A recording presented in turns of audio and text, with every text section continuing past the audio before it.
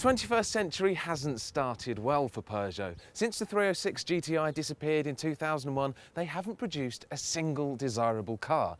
Finally though, things are looking up. Their new 3008 crossover is superb, their 5008 MPV is incredibly good, and now they've produced this.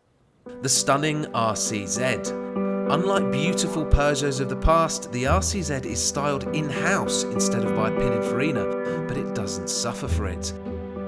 The double bubble roof, aluminium swoops and ready-to-pounce shoulders make it look muscular but not overly butch. Feline but not too feminine. It's a wonder bra next to the Audi TT's trouser suit.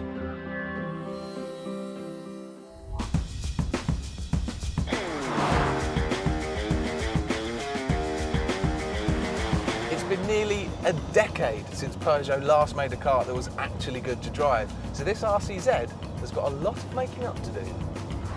And this 25 grand top of the range GT model will show it off in the best possible light. It might only have a 1.6 litre petrol engine, but it's been turboed up to 200 brake horsepower, meaning 0 to 62 in 7.5 seconds. It's basically the same unit as you'd find in the Mini Cooper S, but in the RCZ, it doesn't feel quite as peaky or quite as barky in its power delivery. You could probably argue that that makes it less sporty and therefore the RCZ's not as exciting. But to be honest, it works quite well. You can choose to drive around quietly, relaxed, enjoying the double bubble roof and all the sunshine, or if you really want to give it some beans, above 4,000 RPM it really picks up, and if you listen,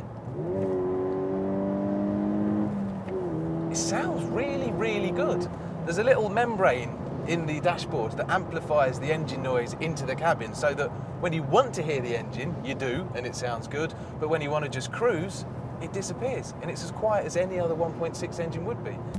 There's also a 156 brake horsepower version of the 1.6 for a smidge over 20 grand, and a 163 brake horsepower diesel version, which will manage 53 miles per gallon, around 10 more than the petrols.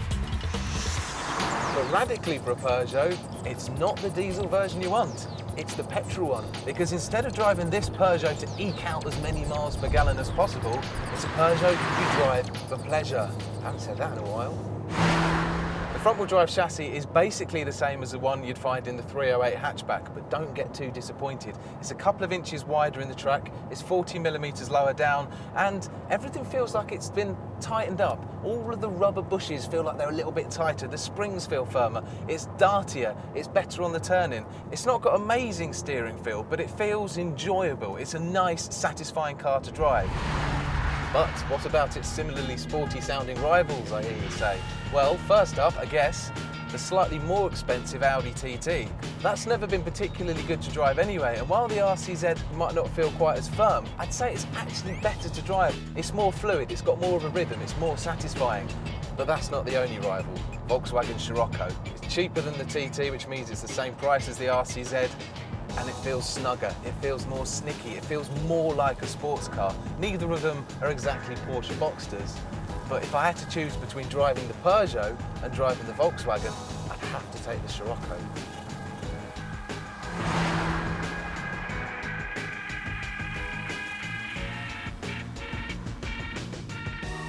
So it's not the last word in scalpel sharp dynamics, but not everybody cares. It's got stunning looks, good fuel economy, a strong engine.